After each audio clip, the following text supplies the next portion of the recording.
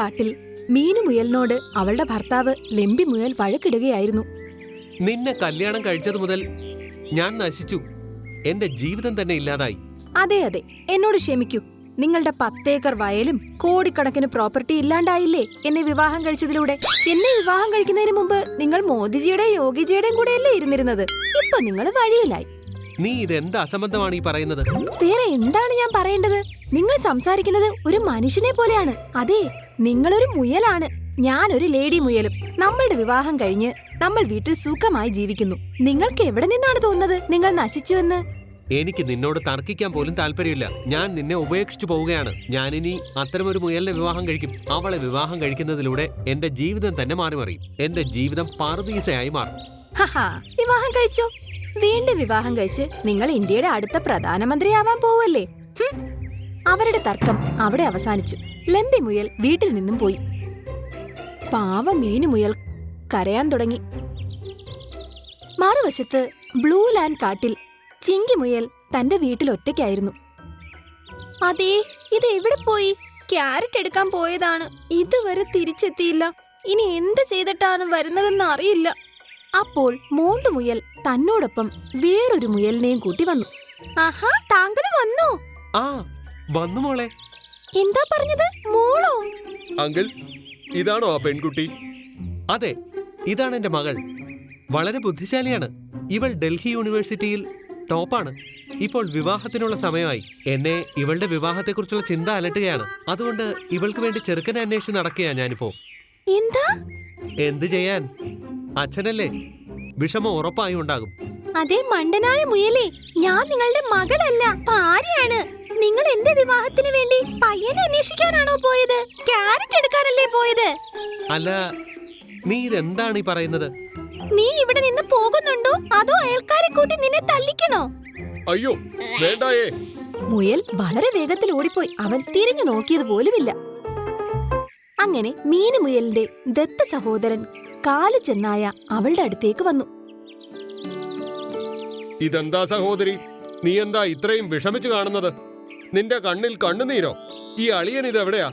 എന്താ അയാൾ നിന്നെ വീണ്ടും വിഷമിപ്പിച്ചോ? വിഷമിപ്പിച്ചില്ല, ഇത്തവണ എന്നെ ഉപേക്ഷിച്ചു പോയി. അദ്ദേഹത്തിന്റെ എല്ലാ പ്രശ്നങ്ങളും ഇല്ലാതാക്കുന്ന ഒരു പെൺകുട്ടിയെ വിവാഹം കഴിക്കും എന്നാണ് പറയുന്നത്. എന്താ പ്രശ്നം? അതെനിക്കറിയായിരുന്നെങ്കിൽ ഞാൻ എപ്പോഴേ ആ പ്രശ്നം തീർത്തേനെ. രാവിലെ കൃത്യസമയത്ത് ഞാൻ അദ്ദേഹത്തെ ഉണർത്തും. ഞങ്ങൾക്ക് ഭക്ഷണം കൃത്യസമയം ലഭിക്കുന്നതിന് ഇതാണ് അദ്ദേഹത്തിന് ഇഷ്ടപ്പെടാത്തത്. വിഷമിക്കേണ്ട സഹോദരി, അവൻ വീണ്ടും വിവാഹം കഴിക്കാൻ ആഗ്രഹിക്കുന്നുവെങ്കിൽ അതിനു മുൻപ് ഞാൻ നിന്റെ വിവാഹം കഴിപ്പിക്കും. ഇത് കേട്ടപ്പോൾ മീനുമുയൽ അത്ഭുതപ്പെട്ടു. എന്താ? രഞ്ജു എന്ന കുറുക്കനും ആ കാട്ടിൽ താമസിച്ചിരുന്നു.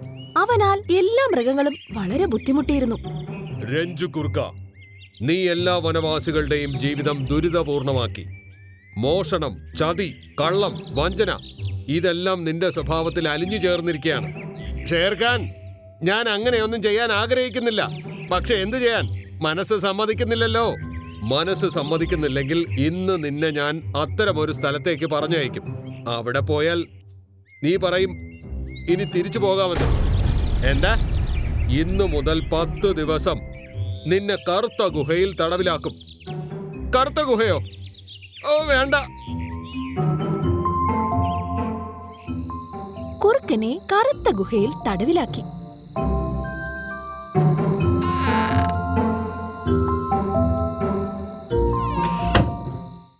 അടുത്ത ദിവസം കാലു ചെന്നായ തന്റെ സഹോദരിക്ക് പുതിയ വരനെ അന്വേഷിക്കുന്നതിനായി ബ്ലൂ വേൾഡ് കാട്ടിലെത്തിച്ചേർന്നു. അപ്പോൾ അവൻ മോണ്ടുമുയലിനെ കണ്ടു. ആരേ വാ, ഈ മുയൽ വളരെ നല്ലതാണ്. അവൻ മോണ്ടുമുയലിന്റെ അടുത്തെത്തി അവനോട് പറഞ്ഞു, നിന്റെ പേരെന്താണ്? എന്റെ പേര് പേര് പറയുന്നതിൽ ആരാണ് ഇത്രയും അധികം ചിന്തിക്കുന്നത്? എന്റെ പേര് മോണ്ടുമുയൽ എന്നാണെന്ന് തോന്നുന്നു. പേര് പറയുന്നതിന് പോലും ഇത്ര മടിയാണോ? ഇവൻ വളരെ നിഷ്കളങ്കനാണ്. ശരി, ഇത് പറയൂ, നിന്റെ കല്യാണം കഴിഞ്ഞതാണോ അതോ ഇപ്പോഴും അവിവാഹിതനാണോ? ഇത് കേട്ടപ്പോൾ മോണ്ടുമുയലിന് നാണം തോന്നി. താങ്കൾ എന്താണ് ഈ പറയുന്നത്? ഞാനിപ്പോൾ തന്നെ എന്റെ യൗവനത്തിലേക്ക് കാലെടുത്ത് വെച്ചതേ ഉള്ളൂ. എനിക്ക് എങ്ങനെ വിവാഹം കഴിക്കാൻ കഴിയും? അവന് ഒരു ഭാര്യ ഉണ്ടെന്ന് പോലും മറന്നുപോയി. ഇത് കേട്ട് കാലു ചെന്നായ സന്തോഷിച്ചു. വരൂ, എനിക്ക് നിന്റെ വീട് കാണിച്ചു തരൂ. അതിനുശേഷം ഞാൻ നിന്റെ വിവാഹം എന്റെ സഹോദരി മീനു മുയലുമായി നടത്തും. എന്താ, താങ്കൾ എന്റെ വിവാഹം നടത്തുമോ? അതെ. ഇത് കേട്ട് മോണ്ടുമുയൽ സന്തോഷിച്ചു. കാലുവിനെയും കൊണ്ട് തന്റെ വീട്ടിലെത്തി. ഇത് നോക്കൂ, ഇതാ എന്റെ വീട്. വീട് വളരെ നല്ലതാണ്. പക്ഷേ ഈ മുയൽ ആരാണ്? ഇതെന്റെ സഹോദരിയാ. ഇത് കേട്ട് ചിങ്കിമുയൽ അത്ഭുതപ്പെട്ടു. പക്ഷേ അവൾ ഒന്നും പറഞ്ഞില്ല. ഈ വിഡ്ഢി എന്ത് മണ്ടത്തരമാണ് ചെയ്യാൻ പോകുന്നത്? എനിക്ക് മൗനവ്രതമല്ലായിരുന്നെങ്കിൽ ഈ കാലുവിനോടെല്ലാം പറയാമായിരുന്നു. എന്ത് ചെയ്യും? എനിക്ക് നിന്നെയും ഇഷ്ടമായി, നിന്റെ വീടും ഇഷ്ടമായി. അടുത്ത 2 ദിവസത്തിനുള്ളിൽ ഞാൻ നിന്റെ വിവാഹം എന്റെ സഹോദരിയുമായി നടത്തും. അതെ, ഇത് എന്താണ് നടക്കുന്നത്? എന്റെ ദൈവമേ, ഞാൻ എന്ത് ചെയ്യും? ഇത് കേട്ട് മോണ്ടുമുയൽ വളരെയധികം സന്തോഷിച്ചു. ആ സമയം തന്നെ വീട്ടിൽ നിന്നും പോയി. രാത്രിയായപ്പോൾ ചിങ്കിമുയൽ തന്റെ മൗനവ്രതം ഉപേക്ഷിച്ച് ഷേർഖാന്റെ അടുത്തെത്തി അദ്ദേഹത്തോടെല്ലാം പറഞ്ഞു. ഇത് വളരെ വലിയൊരു പ്രശ്നമാണല്ലോ വന്ന് സംഭവിച്ചിരിക്കുന്നത്. ആ കാലു ചെന്നായയോട് പറ്റില്ല എന്ന് പറയാനും പറ്റില്ല. എങ്കിൽ അവൻ മുഴുവൻ ചെന്നായക്കൂട്ടവുമായി നമ്മളെ ആക്രമിക്കും. അവന്റെ ഭ്രാന്തിനെ കുറിച്ചുള്ള കഥകൾ ഈ ലോകം മുഴുവനും അറിയാം. ഷേർഖാൻ, ഈ വിഷയത്തിൽ സത്യം പറയുന്നതിന് വലിയ വില നൽകേണ്ടി വരുമെന്ന് ഞാൻ കരുതുന്നു.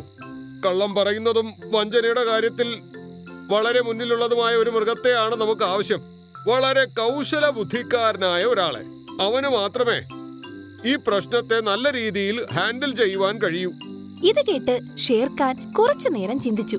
എന്നിട്ട് ആ സമയം തന്നെ ചിങ്കിമുയലിനോടൊപ്പം കറുത്ത ഗുഹയിൽ അടച്ചിട്ടിരിക്കുന്ന കുറുക്കന്റെ അടുത്തേക്ക് ചെന്നു. ഷേർഖാൻ, താങ്കളോ? താങ്കൾ വന്നു, അസന്തവും വന്നു. പറയൂ, എന്റെ ശിക്ഷയുടെ കാലാവധി കഴിഞ്ഞോ? കാലാവധിയൊന്നും കഴിഞ്ഞില്ല കുറുക്ക. എന്നാൽ ഇപ്പോൾ നിന്നെ കൊണ്ട് നമുക്കൊരാവശ്യമുണ്ട്. എന്നെ ആവശ്യമെന്നോ? അതെ. ചിങ്കിമുയൽ എല്ലാ കഥയും അവനെ പറഞ്ഞു കേൾപ്പിച്ചു. ഓഹോ, ഈ പ്രശ്നം വളരെ സങ്കീർണമാണ്.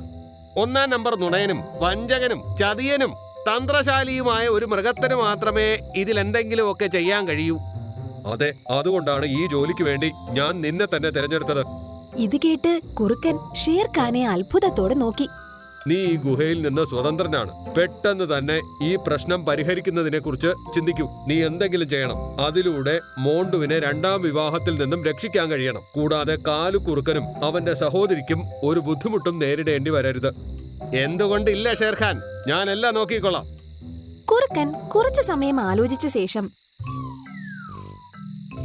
ഷേർഖാനോട് പറഞ്ഞു.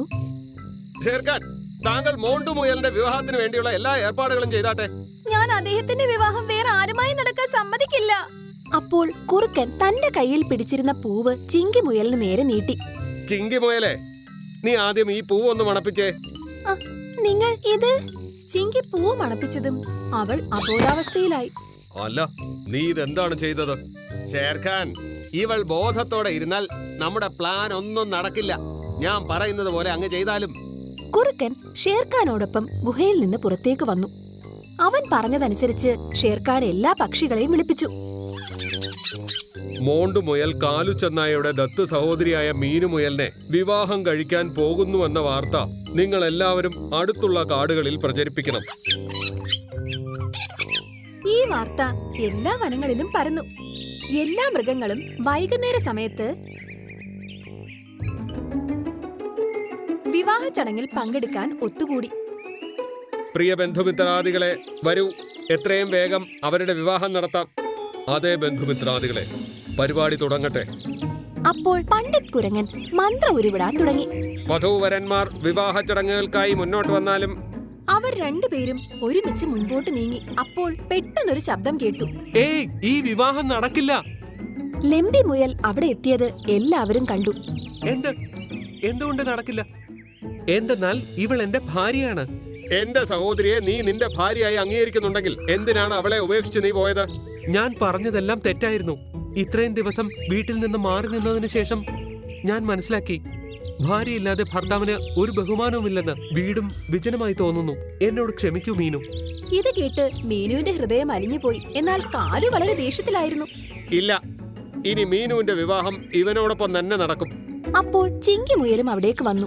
ഈ വിവാഹം നടക്കില്ല. ആരെ? ഇപ്പോൾ ആരാണ് വന്നത്? ഞാൻ ചിങ്കി മുയൽ, ഇദ്ദേഹത്തിന്റെ ഭാര്യ. എന്താ നീ ഇവന്റെ ഭാര്യയാണോ? ഇയാൾ നിന്നെ സഹോദരി എന്നല്ലേ പറഞ്ഞത്?